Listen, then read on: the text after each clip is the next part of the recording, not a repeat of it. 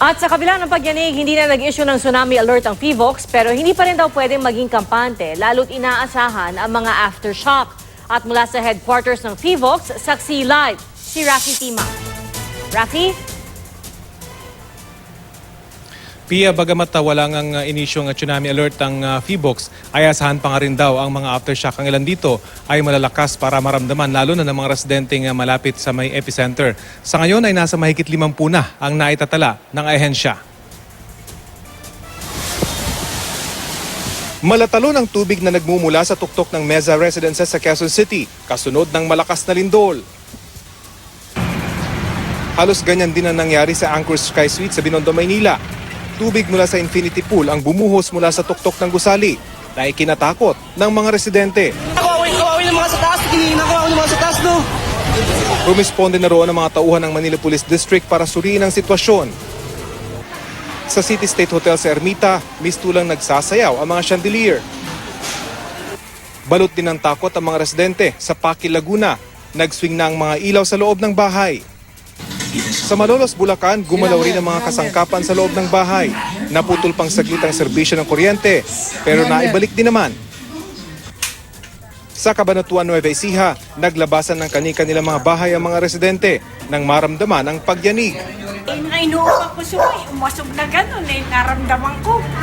Ako talagang nawala na lang ako ng kinoy. Nakakabala ka.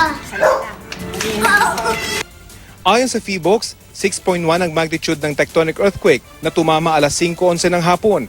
Ang epicentro o sentro ng pagyanig ay malapit sa Castillo, Zambales. Pero iba-iba ang naramdamang lakas o intensity niyan sa iba-ibang lugar. Intensity 5 ang nadama sa San Felipe sa Zambales, Malolos sa Tubando sa Bulacan, Abukay sa Bataan, Magalang, Pampanga, Lipa, Batangas, at sa Quezon City, Maynila at Valenzuela. Ibig sabihin, strong o dama sa loob at labas at nakakagising. Intensity 4 naman ang sa Pasig, Makati, Caloocan, May Kawayan at San Jose del Monte sa Bulacan, Florida, Pampanga, Villases sa Pangasinan, Tagaytay, Baguio City, Marikina at Las Piñas. Moderately strong yan at mas dama sa loob, bagamat mararamdaman din ng ilan sa labas. Intensity 3 naman sa Dasmariñas, Indang at General Trias, Cavite, Muntinlupa, Cabanatuan, Palayan, Santo Domingo at Talavera sa Nueva Ecija. Mahina yan pero ramdam sa loob kung nasa upper floors. Pero ang naramdamang lakas na ito, pwede pa raw mas malakas sa mga lugar na nabanggit. Kailangan pa natin mag-gather ng additional information, especially yung damages, para makita natin kung aabot ba ng 6 o 7. Sa ngayon, very meager pa yung mga data na nakuha natin about damage. So hindi pa conclusive yun. Walang inisyu na tsunami alert dahil bukod sa lupa tumama ang lindol, masyado raw itong mahina para mag-generate ng tsunami. Para maramdaman ko kung gaano kalakas ang 6.1 na lindol, ipinasubok sa akin ng PHIVOLCS ang kanilang earthquake simulator. Ngayon, nasa 6 na tayo. Yan, malakas na. 6.1, ito na yung naramdaman kanina. Medyo slow yung movement at yung lampara ay medyo malakas na naman yung pag-uga.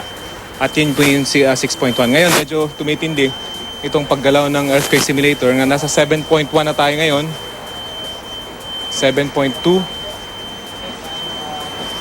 Okay, nakapag-adjust na ako. Kaya nababalanse ko na yung sarili ko. Pero kapag ikaw ay nabigla at agad tumama yung ganito kalakas na lindol, tiyak mabubuwal ka na kapag ganito nakalakas yung intensity ng isang lindol. Medyo mahirap sabihin kung force shock ba to o ito na yung main shock. Ano? Isa sa malaking problem natin sa science ng earthquake yun. Hindi natin masabi.